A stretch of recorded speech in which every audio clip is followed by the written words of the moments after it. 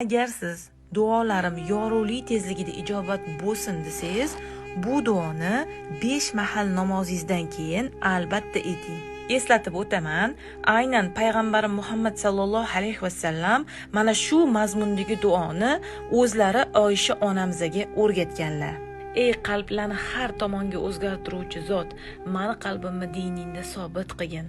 Yo Rabbil alaminim, meni sendan uzoqlashtiradigan hamma narsadan uzoqlashtirgin, meni senga yaqinlashtiradigan hamma narsaga yaqinlashtirgin. Ey Allohim, payg'ambarim Muhammad sallallohu alayhi vasallam sendan nimaki yaxshiliklarni duo qilib so'ragan bo'lsalar, o'sha yaxshiliklarni men ham so'rayman.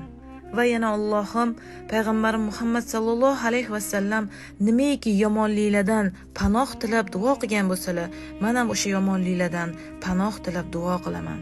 Mehribon va rahimli bo'lgan Allohim, o'zing sevgan, yaxshi ko'rgan va rozi bo'lgan bandalaring qatorida biza ham bo'lishligimizni nasib etgin.